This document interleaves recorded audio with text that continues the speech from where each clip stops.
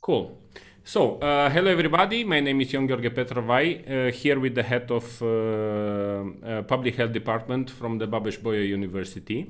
We are keeping this project alive because we see that it's a good opportunity to exchange ideas, to exchange projects purposes, and to see how in this quite complex environment we can move forward, supporting innovation and development at the level of our ecosystem, at the level of our region, and within our institutions. Everybody here is coming from an institution.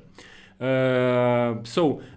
will see that I have a special guest, which is called Blue Sky Timer Tools. It helps me not keep the track and being hard. Everybody will see where we are in terms of our agenda.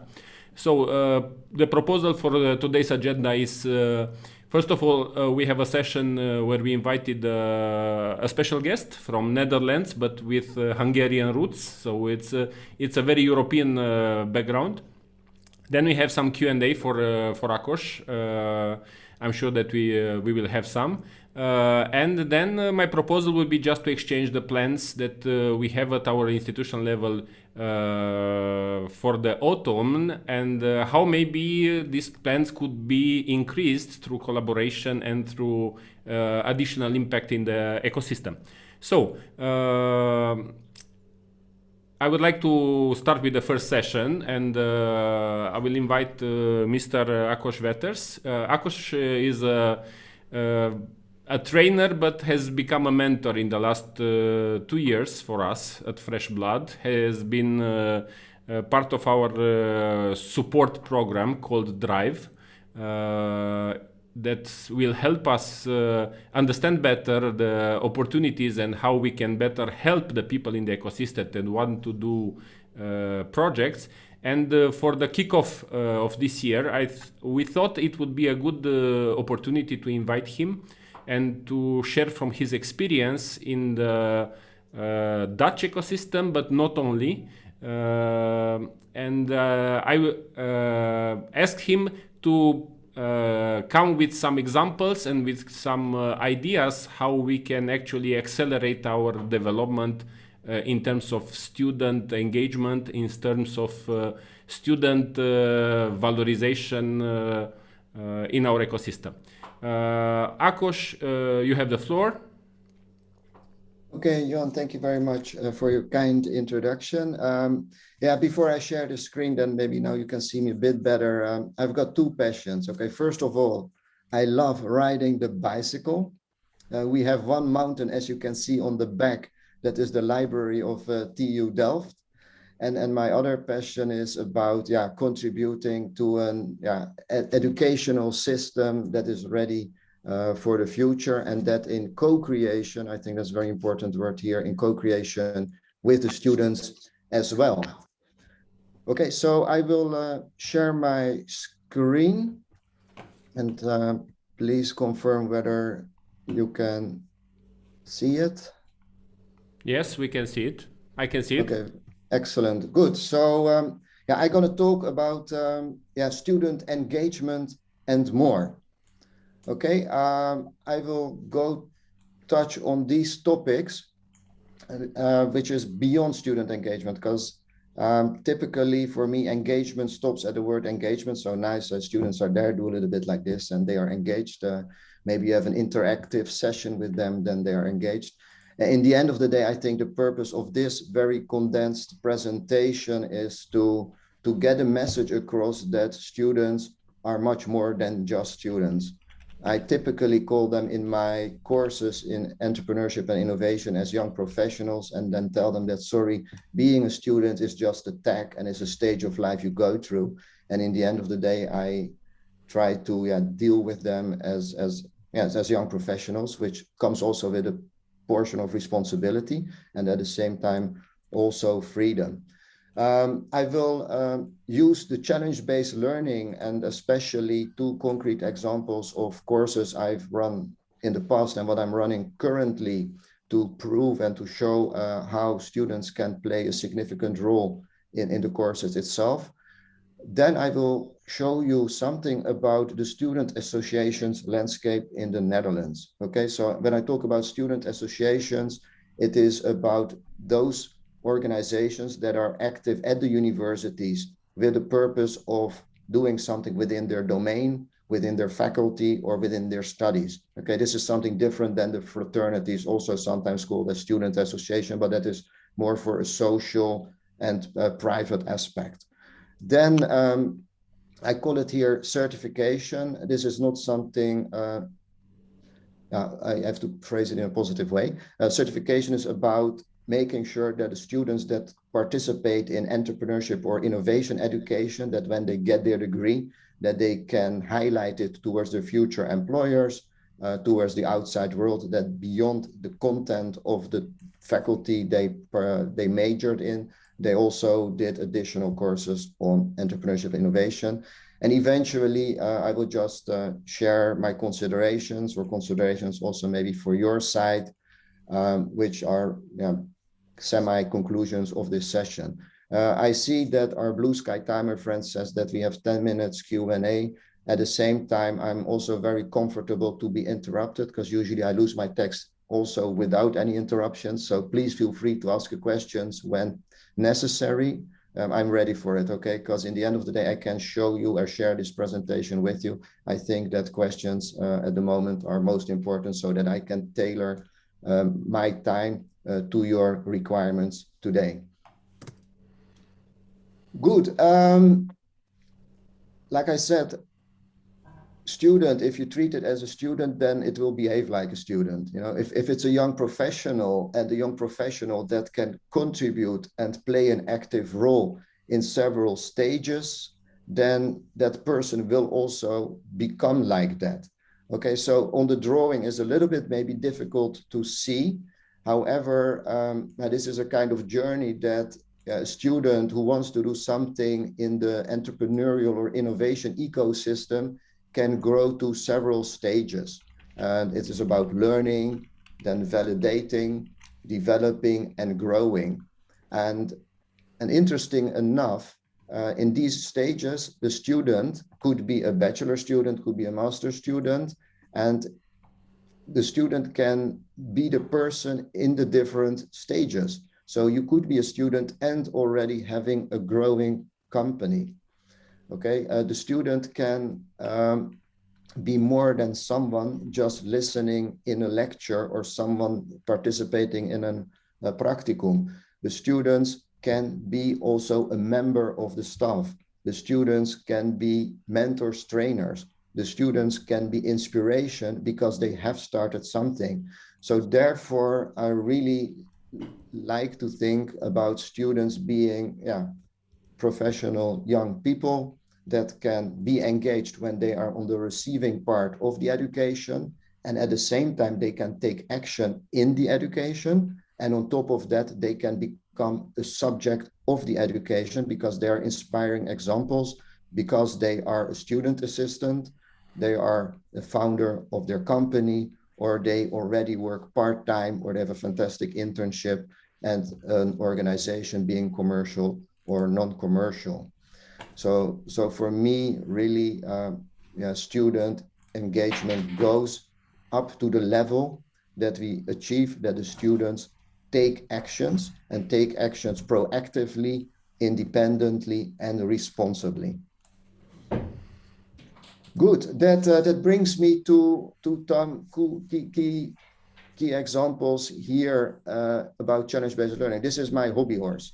I was running courses already in 2009 after a 10 years career in corporate life across the globe in Indonesia and in Malaysia.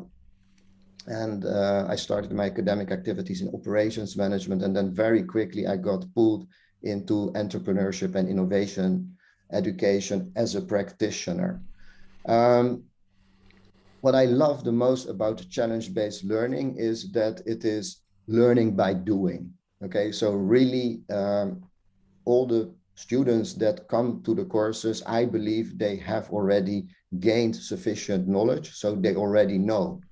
And if you would ask them, okay, please deliver a pitch, they know how to deliver a pitch because they will tell you what are the important things to do.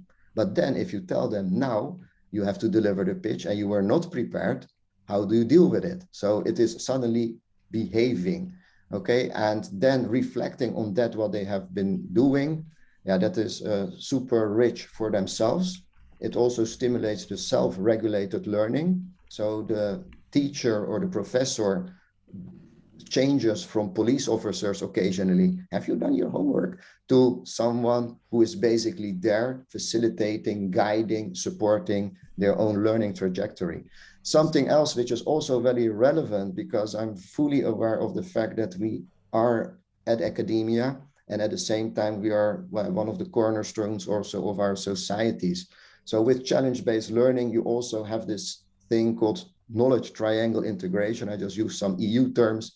You are probably very familiar with it as well. So through challenge-based learning, you have this opportunity to reach out to municipalities, to reach out to commercial, non-commercial organizations, to come up with questions, new technologies, problems, opportunities as a starting point for the students to work on. And eventually, yeah, the whole thing evolves around creating added value, because the students, the student teams, they are invited to deal with the challenges, to tackle the problems, to seize the opportunities, and to make sure that their contribution, which is doing rather than writing or advising, but really doing, that has to create added value. Because once you create value, it is fueling a full chain of actions which will follow later.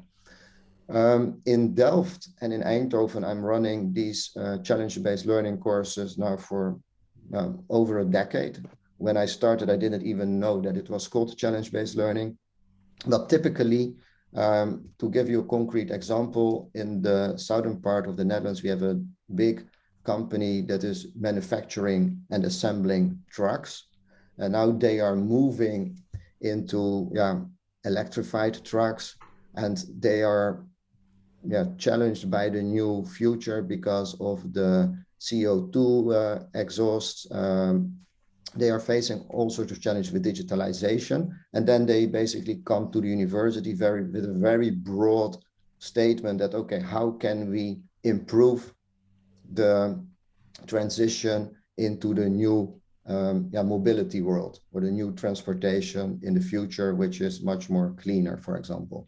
And then the student teams are left alone. So they have to come up with a solution, which is on one hand, tackling the customer desirability. So the end user needs to like it, needs to find it intuitively. Secondly, they need to be able to say something about the technology. They don't have to develop it. However, they need to say that, okay, is it technology that is existing or still needs to be developed, or how can we combine technologies to make it even better or more powerful? And thirdly, very important, is the business viability, because in the end of the day, when you create added value, you also want to capture added value so that you can also keep your own organization running in the future. Otherwise, it is maybe just problem-based learning, or it is voluntary work.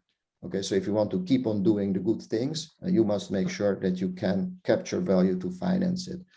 So in this innovation entrepreneurship course, I also hear occasionally that this was something that I heard last week, that one of my students said that, yeah, I was at this great startup finance course. I said, fantastic.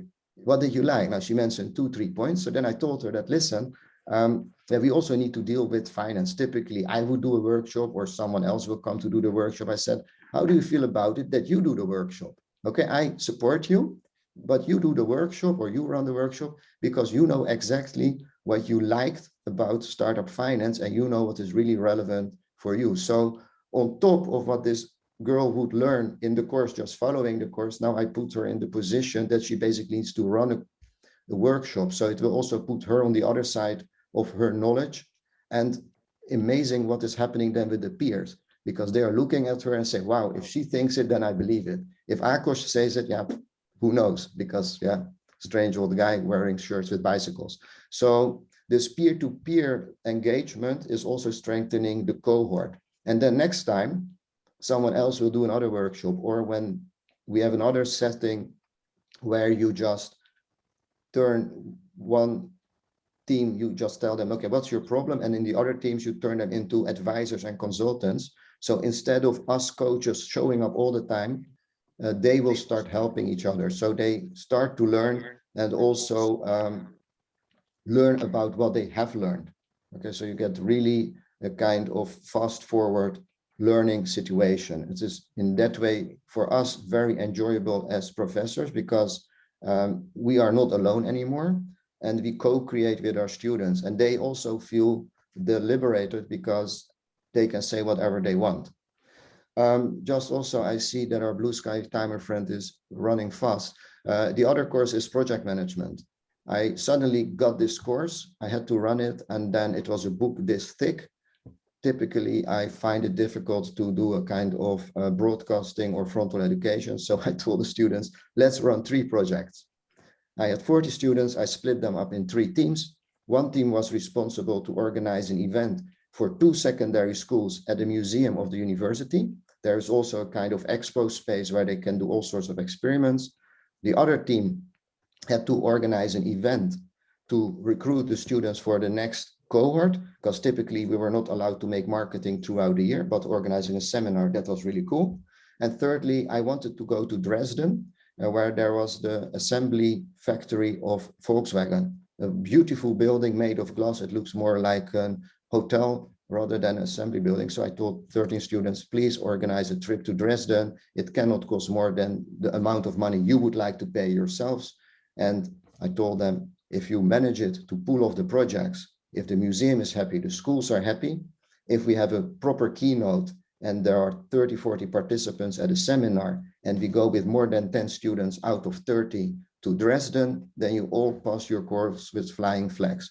So basically for 6 weeks, they were working like crazy. And occasionally I was just highlighting those pieces of theory that they actually came across without knowing or with knowing, but at least while learning by doing. So in this way, we created added value. It was already the knowledge triangle integration, because this time it was the university with the schools, external parties, catering, keynotes, you name it, and the students, they were learning because they were doing. And occasionally I was just sharing 1 or 2 anecdotes just to make them go even run faster, because it was not more that I had to motivate them. Sometimes I had to slow them down, that, okay, please also sleep, because that's important too.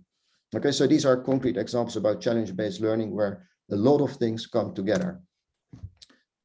About student associations.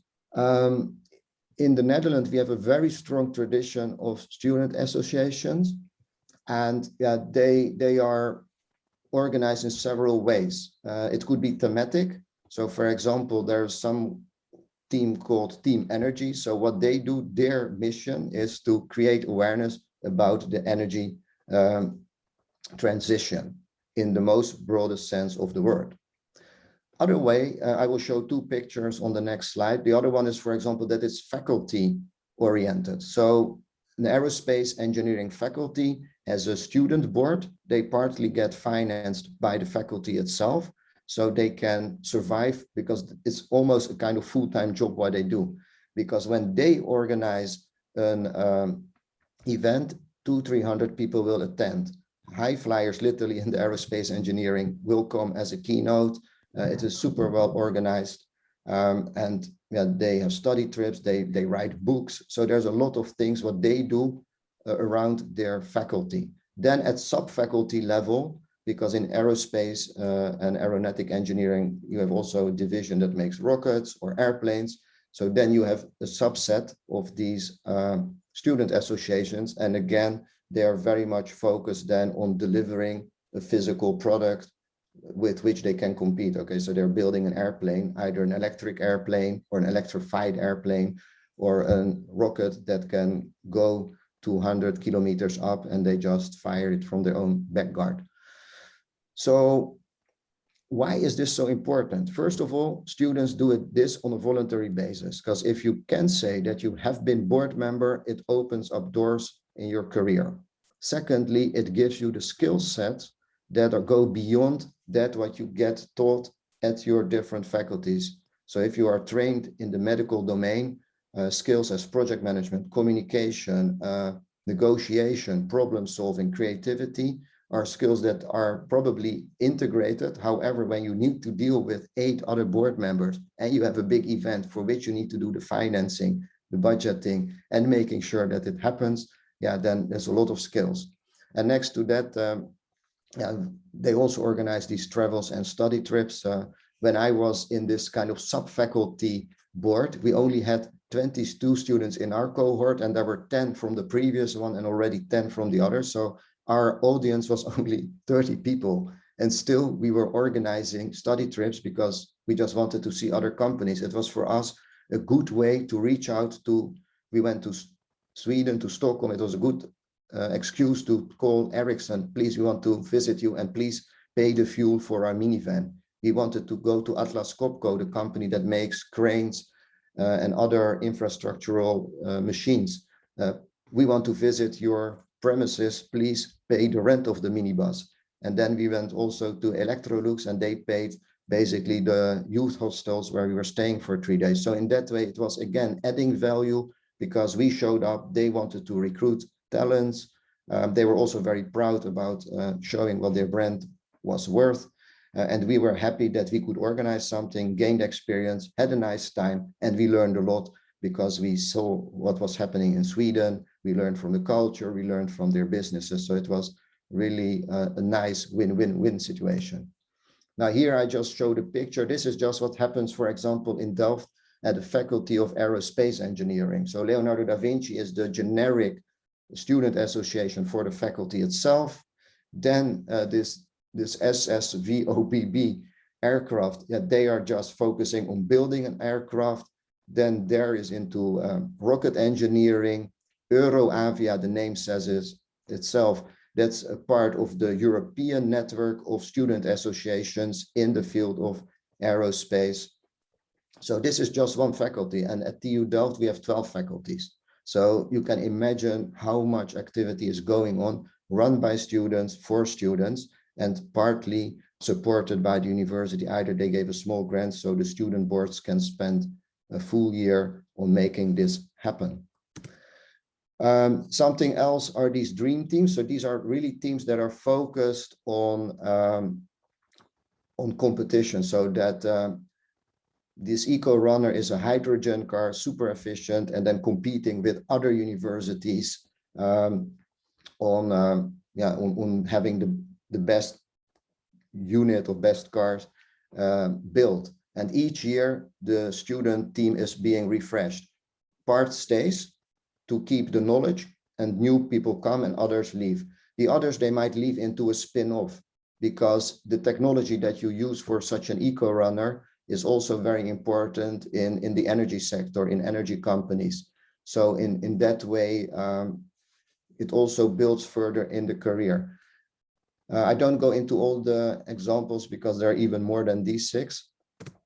But then I think I want to say something here that this curriculum and certification about entrepreneurship and innovation is very helpful. Students are proud that they receive at their master degree an asterisk or a annotation that they have followed entrepreneurship and innovation courses, because this adds to their perception in the outside world, whether they want to start their own business, whether they want to join a larger organization, or whether they want to go into non-governmental organizations, because they have a certain skill set which is relevant anywhere.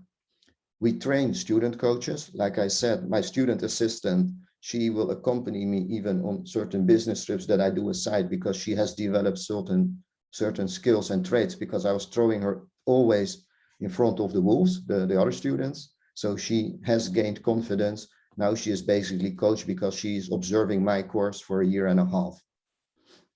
And then at the university, the university itself, it provides also a lot for the students. I just gave here some examples of entrepreneurship innovation centers where student assistants are active.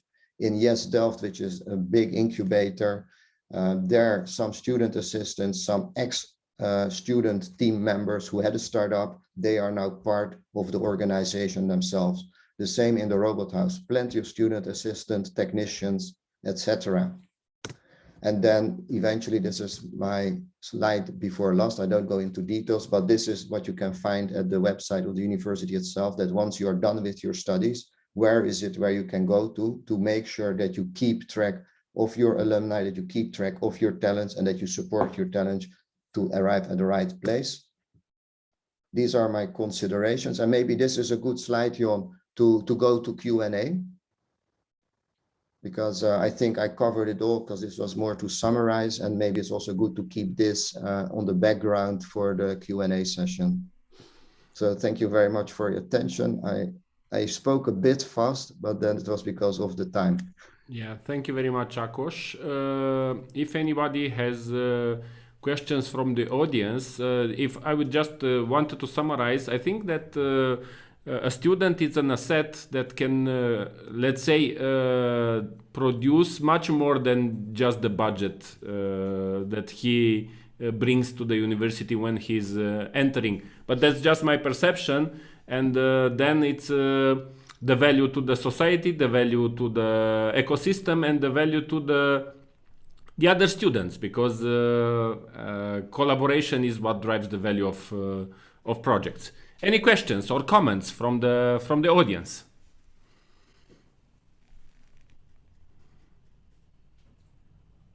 No one? If not, I have a question. How interesting it is for the students in Netherlands. I got the point on the, let's say they like to have a diploma which says that they studied entrepreneurship and innovation, because this is something for them.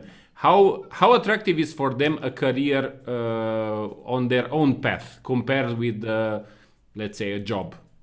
How would you evaluate this, and how would you evaluate this as an evolution in the last 5, 10, 15 years?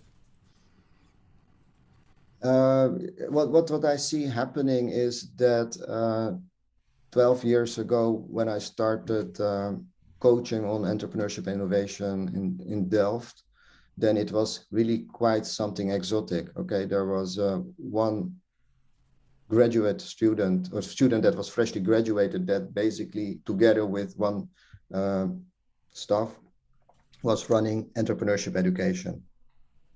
And they had a course, like I described earlier, that is a full semester entrepreneurship course. And then by coincidence, they stumbled upon me, or the other way around, and I started coaching there. And as you can see now, when you just this Delft Center for Entrepreneurship, it's already a staff with 10 people. You see that in bachelor, the courses are already aligned as such that they get the first taste of learning by doing. They get a first taste to explore the outside world beyond the university, because what Jon you said earlier about validation, yeah, that's really important. So they go outside with their thoughts, with their assumptions. They connect to experts they don't know. So for example, in Delft, which is a technical university, and we have medical engineering as a faculty, there is collaboration with other universities, medical universities, where the technical students have to talk to a doctor. You know, this is an eye-opener, not even content-wise, but just arriving in the hospital and see what happens there. So what you see that there's far more interest by the students to do something on their own, the freedom that they taste, the empowerment that they receive, and then that they want to move on, having their own business. That is what you notice. The infrastructure has grown, so the universities also have done a lot, because 15 years ago, yes, Delft was an incubator founded by the local municipality of Delft and the university, plus a research center. And now it has gone completely as an incubator, accelerator, and the elements which were education are now back at the university. You see also a kind of dynamics between the different actors in the network. And now the universities took ownership of the entrepreneurship and innovation learning in close relationship with the incubator and accelerators, because then you can send students there to scale up, and that person get inspired, and then will start their own business later. Okay. See hands. Yeah, I have Razvan first and then Veronica. Hi, Good morning, I'm Razvan. morning. I'm Razvan Karakesh. I'm a professor of public health and director of the Health Innovation Center. And I completely agree with your position that students are an asset. We started initially with the research center, and for decades now we involve students in our research already from bachelor level. So we starting with grant writing trainings, with article writing, and moving on to research methodology and so on. So we have a good flow of students getting involved into research. And now we're in the process of converting this whole streamline of training students towards research, aiming, of course, in the end for a PhD, into innovation. And I'm struggling mainly with the fact that right now we've been doing hackathons for a while, but they're limited in time. And I feel I don't have the same intimate knowledge of the students, meaning that they come in, it's more like a hit and run. They come, they get involved, and then they disappear. I miss and somehow I try to get a better grasp of doing a more continuous mentoring and support system. Nevertheless, this is mostly right now being done as an activity of our center, not so much integrated within the university. And what I'm asking actually, do you think that this could be achieved over time to develop the culture and an entire system of stimulating innovation in students through a bottom-up approach, or you definitely need the top-down where the leadership of the university is not only involved but willing to invest resources for ongoing permanent incubator and so on? Okay, Razvan, thank you very much for your question. Yeah, it resonates well. I heard you well. Yeah, I would say like I'm a person of yes and. Okay, so if you ask me an or question, should it be top down or bottom up, then I'm always puzzled because I think it needs to be both. On one hand, you talk about the involvement of the top.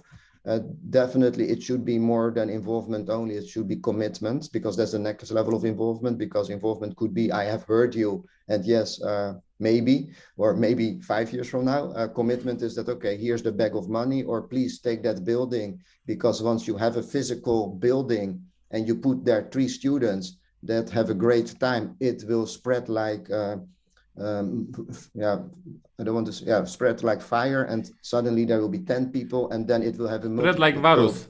Spread like Yeah, virus. I didn't want to use that word nor the forest fires because some countries have been hit very hard lately. But the message is that good news also travels fast. Okay, we have our amygdala that reacts on bad news, but typically students are young people free of cynicism, free of politics, with a dream and the energy. So good news travels fast. So if you have physically one place and you just appoint someone, okay, you are now chief entrepreneurship and education from students' point of view, do as you wish, as long as you just make sure that everybody feels good and we grow and there is traction, it will happen. So that is something from top down.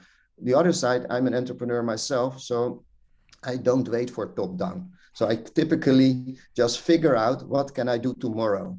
Okay. And it is the low hanging fruit. It is the theory of effectuation that top down would mean, okay, let's have this gala dinner with 5 courses in a beautiful place. So a lot of planning, and then hopefully something will happen half a year from now. And bottom up is the effectuation. I look in my refrigerator. Okay, I have a scrambled egg. I have a pot of Nutella. Okay, so today I eat a sweet omelette. Okay, so that is what entrepreneurs do. So you need to have both. So identify in your rich area of researchers those ones that also spark their eyes when they think of, okay, I can do something in the valorization part, because you need both eventually. Because what we see that these student teams that develop new technologies, it is advanced technologies, and in the medical domain you can go also in many directions. So there is a lot of fundamental work and applied work to be done, and from there, by the student teams working together in the operation room of the future, or they work in living labs together, they get ideas, and then they start their own business. And if you have a place for them to come and you can do some community building, it will grow, and you need both. As a medical student in Cluj, I really agree with your opinion. Like, we really need a hub for all the students in Cluj, like from all the universities, in order to feel, I don't know, connected to each other. So, okay, great. I like your words because you say all the students, so that sounds very ambitious and with the right intentions. At the same time, if you want to have all of them, it's many, and you won't have them tomorrow. So what is good to add a little bit of nuance to what you just said, Konstantin, is that great, let's go towards that point. And tomorrow we just open somewhere a room which has been locked for 3 years without good reason, clean the room and call that the hub that is the hub of tomorrow. And then maybe you need to have little rooms in different universities, however connected by the people sitting in those hubs. So you need to have communication, you need to have willingness, and you need to have these enthusiastic people that join these kind of efforts. And then eventually it will grow, or it might grow into something which is one unified hub. But most important is that you start doing something and start to organize yourself at a small scale, because that you can do tomorrow. Thank you very much. Thank you, Konstantin. Veronica has a question.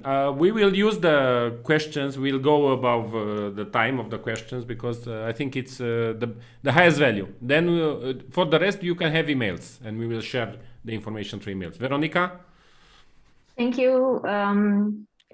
Thank you for the presentation. It was really interesting and with a lot of useful insights. I have a question that is related a little bit to Jon's question. And I was curious if you have a system in place at the university in order to measure the impact, the long-term impact that these courses have on the students. Like, do you see, or how do you, is there something to measure the impact, the long term? That is a very good question, because eventually everybody wants to measure everything, and then it all boils down to the euros or the lies. So yeah, that's the hard part of it.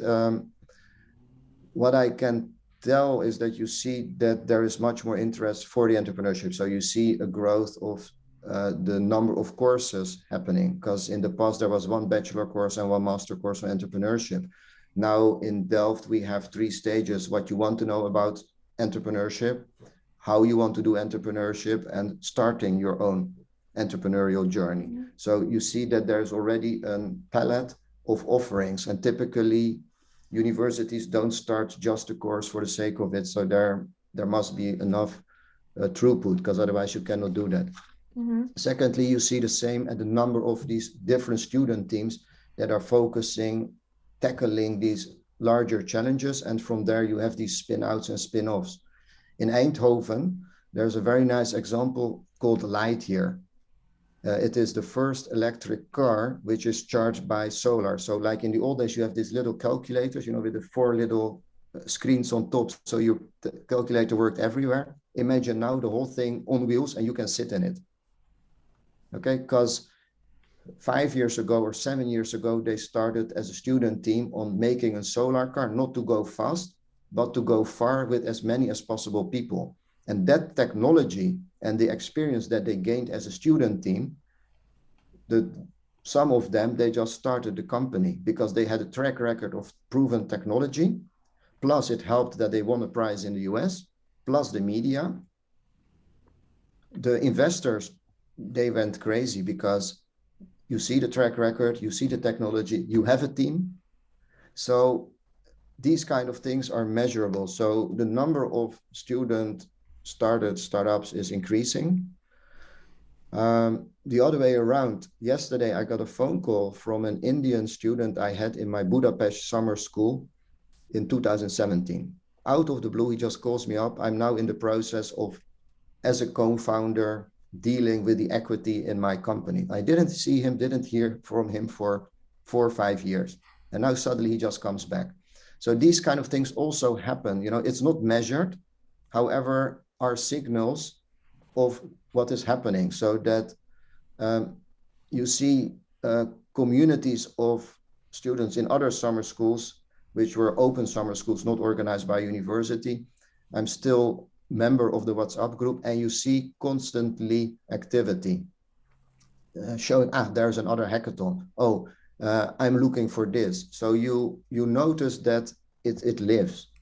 And I understand where your question comes from, because when I write proposals myself, then I also have all these KPIs that I have to justify eventually. And at the same time, it is also a long-term investment that you should see like pay forward. If someone is nice to you today, they open the door for you. Probably you will open the door for someone else today. You don't go back to the same identical person that, hey, only for you I will open the door because I owe you one. No, you had a good feeling and you pass it on. And like I also said to Konstantin earlier, that just find the like-minded people, because all of us, I like to believe, we have this internal frequency, our own frequency, as they call it in physics. So if you just go over a bridge and everybody has the same frequency, you can destroy the bridge. Okay, so this positive energy that you possess and you find the like-minded people, it will have a ripple effect beyond just the clear statistics and the sheer numbers in euros. And in the long run, it will create something. So if you look back in 15 years, how the ecosystem looks today in the Eindhoven region, in the Delft region, is completely different than it was 15 years ago. They couldn't have predicted it, how it would be today. And always, it's easy to look back and say, okay, these were the KPIs or these were the numerics. You need to experiment a lot.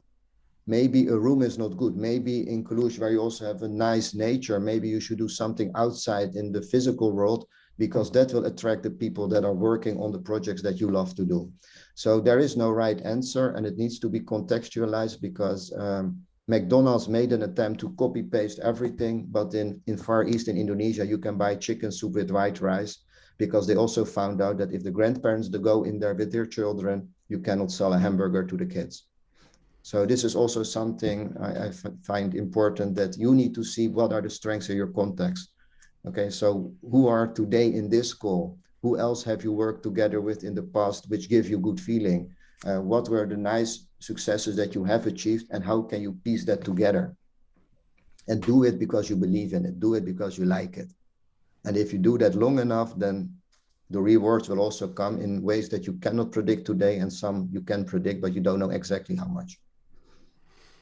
Okay, thank you very much. Any other questions or points to touch with relation to the Akush presentation or the topics that have been discussed? I do have a question for Akush, if we still have time. So student engagement during the pandemic, how was it? How did you manage it?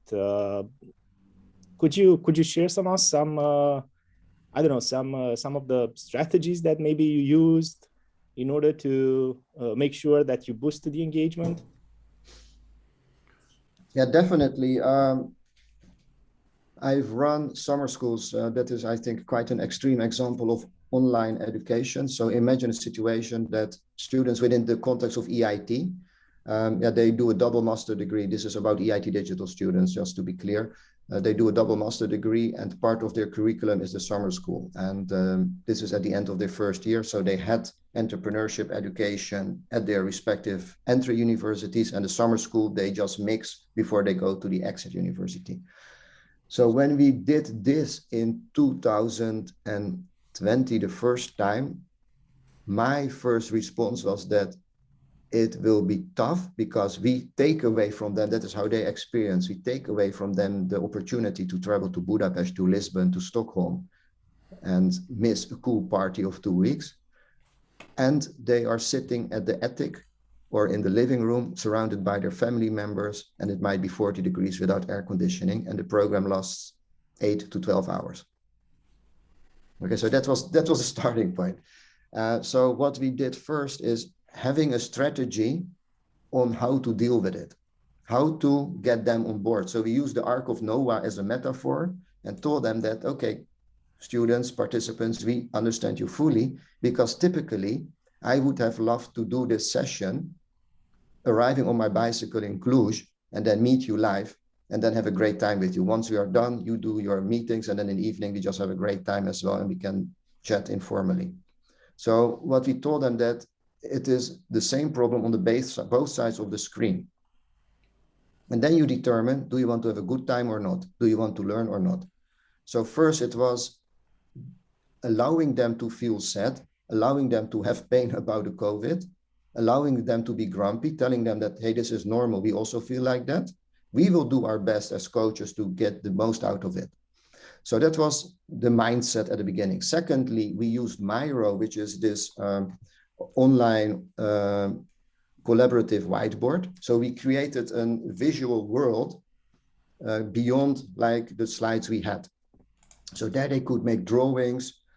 We also told them at the end of the day, we had a news flash, because typically you have some pictures on the content, but we introduced a news flash. So every day, every team had to give a 1-minute news flash about their highlights of the day, the learnings of the day. Usually that was nice to hear from our perspectives, because then we had the feeling that they picked up something. But the real reason why we did it is asking what are the worries, because they suddenly felt comfortable of expressing their worries. Because in this setting, I can read some body language. Okay, I see you hold a hand, you look down, so I assume you're writing something, but I don't know for real. So what you also need to do is that certain clues that you miss, you need to magnify them. And this newsflash approach was really good. So we spent a lot of time, half an hour each day, so that each team could express their worries. And if we noticed that it was over more teams, we need to tackle it immediately. Either we did that during the news flash, or next day we changed the program to make sure that, oh, the coffee break in the afternoon needs to be longer. Okay, good. Could we swap things? Yes. So everything what was changeable. So we were actually co-creating this summer school with the students. We had the framework ready, we had the content ready, and we were just as flexible as they wanted us to be. And the other thing what really helped is that we told them, try to make memes or memes. You know what a meme is? That is a picture and then you just make fun of it. So we told them that they have to make fun of the coaches and the organizing team. So if you really want to get a de-stressor, tell that to your students. And they came up with the most craziest thing. So with the fellow coaches, we had a great time, because they did everything with us. It didn't hurt because it was digital. And at the same time, it had a therapeutical effect on the whole cohort. Okay, so so those are some things that we did to keep the engagement in a 2-week summer course where everybody actually wanted to be on the beach or somewhere else. And I think those were the main learnings or the main takeaways that we had and experienced. And at the same time, after 1.5 years, you also notice that there is this Zoom fatigue. You have the Zoom zombies. So it's getting more and more difficult to get the engagement. At the same time, I was born as an optimist, so I hope that this is just a stage we need to go through. We need to accept things like professional cyclists, that, okay, sometimes you have a flat tire, sometimes your chain break, doesn't mean that your legs are bad and that your stamina is bad. It just means that you had a bad day, and tomorrow is a new day. Fix your bike, get up and do your thing. So I guess that if we keep that mentality, then we just go through these difficult times together, because it's difficult for you as it is for our students, and just make the best out of it and learn from each other. Listen carefully to your students, and if they feel that they are listened to, that's also a form of engagement, I guess. Right. So I guess the key word there was empathy. Very good summary. Thank you. All right. Thank you. Thank you for the answer, Ákos. Okay, thank you again, Ákos. I put in the chat the link to the Miro board. We discovered as well last year, and I discovered 1 year ago that it's free for educators. You can use it with an email from an educational institution. It's free. We are using it at Public Health as a tool for some organizing, and we are using it together with Ákos. Any other questions we don't have too much time from the session, but this will push us to be effective.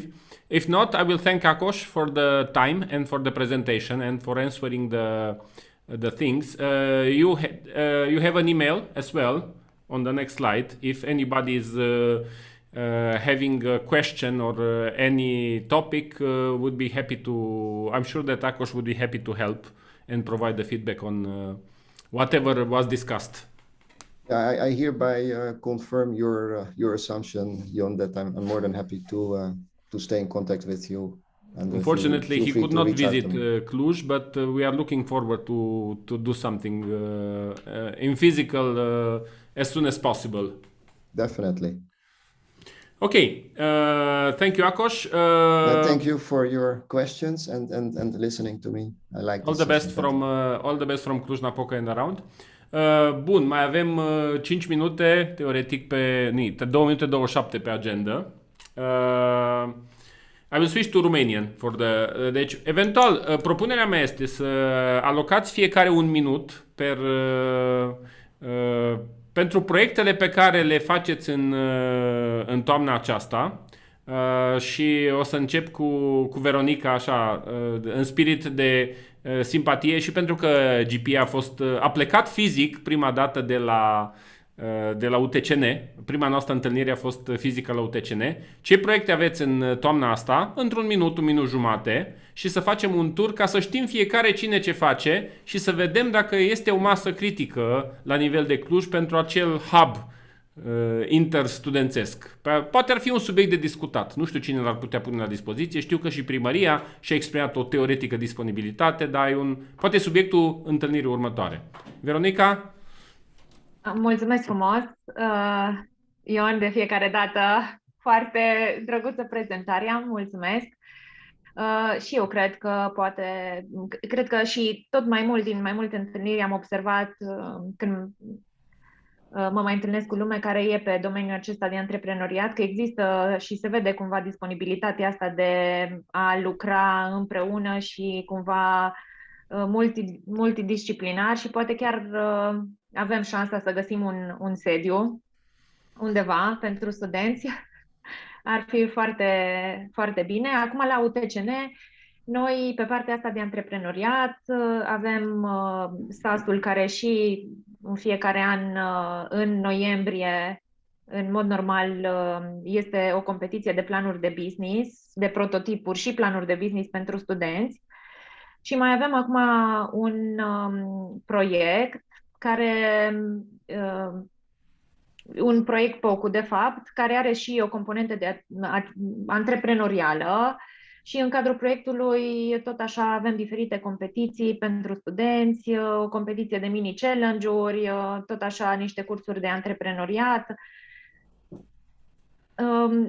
Cursurile, așa, nu pot neapărat să mă exprim, să văd care e interesul, pentru că cursurile o să înceapă de-abia de anul viitor, dar sper că din experiența noastră cu SAS-ul UTCN ne-am putut da seama că există foarte mulți studenți cu inițiativă și cu idei și mie chiar mi-ar plăcea dacă am putea să găsim cumva o posibilitate să facem niște echipe interdisciplinare cumva. Și aș mai puncta eu că aveți proiect HE Innovate, pe care îl coordonează Ovidiu, care din păcate astăzi n-a putut să participe. Sunteți într-un consorțiu coordonat din Cipru, dacă nu mă înșel. Exact, și chiar acum de aia n-a putut să participe. E ședința. E ședința în Cipru, exact. Și pe acela avem și tot pe antreprenoriat, exact. Avem multe inițiative din acestea pe partea de antreprenorial de UTCN. O să încercăm eventual să circul un link cu toate informațiile astea, să existe un document pe care oamenii să poată să arunce o privire. Eventual poate ne ajută Adriana să avem un document în care acces liber fiecare își pune și vede ce face celălalt. Acum e o discuție și de competiție, dar eu cred că câștigul cel mare este să înțelegem care sunt direcțiile în care se întâmplă lucruri și să vedem dacă există, eu știu, punți. Noi la Fresh Blood ne-am dorit mereu să găsim sau să creăm punți de genul ăsta. lucrăm. E un work in progress. Eu cred că între noi, acum, având în vedere că suntem și aici și am făcut GIPIA, nu cred că e vorba neapărat. Într-adevăr, e concurența asta, dar cred că suntem deschiși să ne trecem acolo Nu știu, proiectele pe care le noi avem. o să propunem. Fiecare va alege ceea ce face. Bun, mersi Veronica. Domnul profesor Săcărea, știu că și la dumneavoastră se întâmplă lucruri, adică la noi, îmi cer scuze. Așa, la noi se întâmplă multe lucruri, ca de obicei. Avem și noi un proiect GIPIA în cadrul EIT Digital, în care noi suntem membri. In the meantime, cu drepturi depline, ceea ce e un lucru extraordinar din punctul acesta de vedere. Participăm la competiția de startup-uri Stage 2 la Berlin, cu 2 startup-uri, unul pe IT, celălalt cel bine cunoscut între timp cu Radonu. Da, facem push-up puternic pe zona aceasta, pentru că între timp Alexandra este și într-un corp consultativ pe zona aceasta. O să lansăm în această toamnă un incubator de afaceri pentru studenții noștri, cu colaborare națională și internațională, un hub de inovare. Redefinim Institutul de Studii Germane ca și hub de inovare.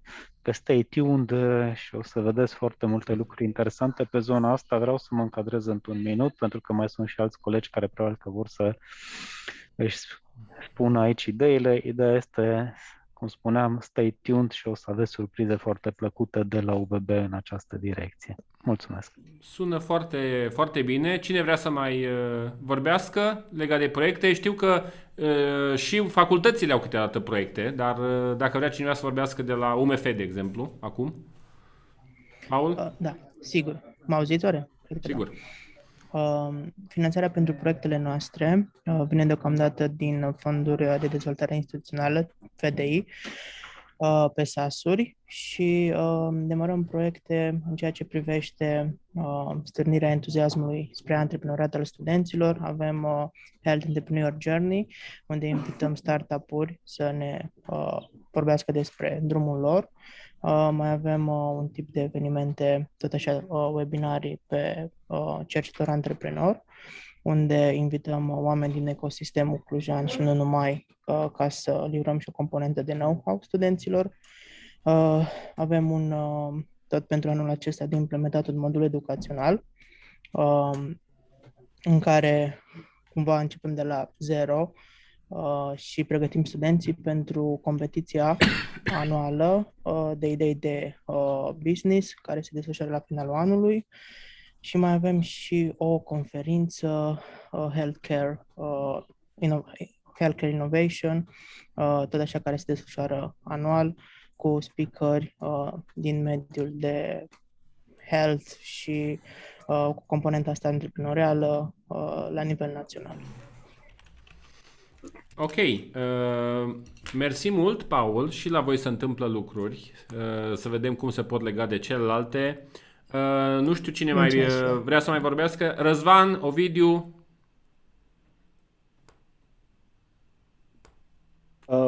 Nu știu, cred că domnul prorector a rezunat foarte bine proiectele care sunt în derulare. Aș vrea să mai menționez 2 proiecte POHU, prin prisma faptului că sunt coordonate de colegi de la mine din facultate, mai mult decât atât colegi din departament, și ambele proiecte au componenta aceasta de educație antreprenorială. Ele sunt acum în faza în care au început înscrierile pentru cadrele didactice. Urmează așadar o serie de programe de training pentru cadre didactice, pentru a-și îmbunătăți competențele în ceea ce privește educația antreprenorială, elementele de TIC și respectiv elementele ce țin de psihopedagogie. Și am să mă opresc aici, pun doar link-urile în chat pentru cei care sunt interesați sau poate aveți colegi interesați să participe la vreunul din programele respective de formare. Ok, foarte drăguț. O să le luăm și o să le punem într-un document de centralizare a tot ceea ce se întâmplă sau ceea ce e planificat. Mă gândesc că sunt linkuri. Am văzut, spre exemplu, la HE Innovate, tocmai am văzut linkul pentru de la Facultatea de Informatică a UBB-ului, Matematică și Informatică, am văzut linkul nu de înscriere, știu că era Dan Suciu coordonator, dar trebuie să mă uit. Am văzut că era anunțat că se înscriu studenții prin platforma academică. Ok, mersi. Răzvan? Da, noi facem 2 hackathone în toamna asta. Un hackathon pe EIT Health, în care împreună cu Ion o să mobilizăm studenți care o să fie probabil la finalul lunii octombrie, și un alt hackathon care o să fie împreună cu Departamentul de Situații de Urgență și cu STS-ul, care o să fie prin noiembrie și în care până acum avem BCR-ul, Atos și o să mai fie și alte firme mari, deci care o să fie în principal orientat către profesioniști, nu neapărat către studenți. Și aș vrea să deci, activitatea noastră în principal e organizată, focalizată deocamdată către hackatoane, și aș vrea un pic să ridic un subiect așa de gândire mai degrabă. Mi se pare că avem o problemă la nivel de ecosistem cu conversia către companii propriu-zise. Avem foarte mult proces, pentru că finanțările vin pentru proces, dar mi se pare că conversia în companii nu are suficient momentum. Și aici nu știu exact care e soluția, poate un incubator pe termen lung la nivel de oraș ar fi, și mi se pare că funcționăm extrem de segmentat și în silos, deci fiecare universitate și fiecare organizație și fiecare unitate cu propriile resurse, cu propriul focus, și pierdem oportunități extrem de bune. Deci mi se pare că odată apropo de ce vorbeam înainte, cu top-down, universitățile din Cluj ar putea să facă un efort și poate să-i ajutăm și noi pe partea de proces, să recunoască creditele de la unul la alta, studenții să poată să participe la un hackathon/curs, workshop de inovare care să fie într-adevăr integrat și interdisciplinar, că așa fiecare cu studenții lui, sincer, valoarea e relativ mică, pentru că omogenitatea e foarte mare și indiferent cât de bun ar fi cursul, nu ai idei care să se completeze, să se sprijine reciproc. Și avem nevoie de resursele din Cluj să le punem împreună. Pe de altă parte, mi se pare că și primăria ar putea să devină mai implicată și primăria mi se pare că e mai degrabă orientată către proces. Hai să bifăm, dar nu neapărat către să vadă rezultate și să măsoare rezultatele. Da, cam asta a fost. Ok. O să completez și eu pe Răzvan, în sensul că noi deja am făcut un hackathon. Adică, știi, el se uită în față, dar eu mă uit și în spate. Weekendul trecut noi am avut hackathon pe telemedicină, tot pe Hive Innovation, deci sunt 3 la portofoliu anul ăsta, sau mă rog, semestrul ăsta. Și patru. Scuze. Mai fost cel pe mental health. A fost în primăvară, alea au fost alt secol. Ce a fost în primăvară e primăvară. Eu mă gândesc că ăsta din septembrie îl lipesc la semestrul întâi. Și al doilea lucru este, apropo de povestea asta de transformare a ideii într-un business, poate Innotech Student, dacă se întâmplă vreodată, o să aibă o contribuție. Din fericire sau din nefericire, din Cluj nu a fost nimeni la Innotech Student. Nu știu care este actualizarea. Probabil că lucrurile se vor tranșa după ce se va ști care e guvernul României și care sunt prioritățile acestui guvern. Dar cred că și-au dorit acest lucru, dar s-ar putea să fie ca și aia cu Capitală Culturală Europeană. Poate nu luăm Innotech Student în Cluj, nu știu, sau se va lua, nu se va lua, dar poate că e momentul să vedem dacă găsim niște resurse conexe ca să facem ceea ce ar fi putut să facă Innotech Student. Mai tu sens în zona asta. Era doar un comentariu. Dacă aveți ceva de spus sau de comentat, sau de la Transilvania IT, ca să zic așa, ambasada companiilor, și de la ADR Nord-Vest, care și ei interesat să dea banii în mod eficient. Ștefan? Sigur, vă mulțumesc. La ADR Nord-Vest, mai exact pe platforma INO, pe care o reprezint în momentul de față, suntem acum în plin proces de a contura strategia de antreprenoriat și inovare pentru zona de Nord-Vest. Contactăm oameni, avem discuții, inițiem legături, încercăm să conturăm ceva foarte fain și concret în următoarea perioadă pe partea asta de inovare și antreprenoriat. am fost prezenți la câteva evenimente pe această temă. Încercăm să fim prezenți la cât mai multe pentru a identifica stakeholderii și acele idei inovative pe care să le ajutăm cu finanțare sau cu partea de networking și așa mai departe. Și cu siguranță o să fiți contactați de noi în următoarea perioadă pentru a vedea cum putem contribui și cum putem crea împreună acest sistem de inovare și antreprenoriat, desigur și pe partea de finanțări, dar și pe partea de ecosistem și de persoane. Mulțumim foarte mult, Ștefan. Ana? Da, mulțumesc. Da, foarte, foarte scurt. Noi avem foarte, foarte multe activități. Ce avem în perioada imediat următoare, suntem parteneri în evenimentul InnoWave, care este organizat de Bulgarian Business Forums și pregătim următoarea ediție a Innovation Camp, care va avea loc spre finalul lunii octombrie, dar tot felul de activități, dar nu vă mai rețin. Da, am fost invitat și eu, aștept și eu să văd cum o să se țină. Încă mă uit cu interes. Avem emoții. La condițiile. Da, asta e. Dacă worst case pe 1000 robot. Am depășit numai cu 10 minute timpul. Dacă mai vrea cineva să spune ceva, bine. Dacă nu, vă mulțumesc foarte mult pentru timpul acordat. Încercăm să ținem legătura și să aducem sânge proaspăt, vorba aia, că asta e mantra noastră în ecosistem și până la urmă cumva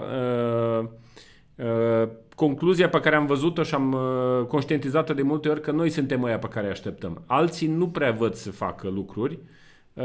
Poate că o să facă cu noi sau poate o să facem noi aceste lucruri, dar până la urmă lucrurile stau în puterea noastră și nu contează cât de repede, cât de mult te miști, atâta vreme cât te miști în direcția potrivită. Viteza contează mai puțin decât direcția. Mulțumesc mult pentru atenție. Promit să retrasăm o invitație cu conținut interesant pe la mijlocul lui octombrie. Și vă doresc un semestru care începe săptămâna viitoare cât se poate de predictibil. Că restul le-am văzut pe toate. Mulțumim! Mulțumim frumos! Vă mulțumim! Zi bună tuturor! Mulțumim, La revedere, o zi bună! La revedere, numai bine!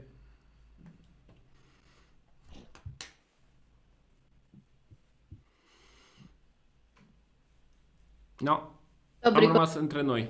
Stop recording. Stop recording, da, stai așa.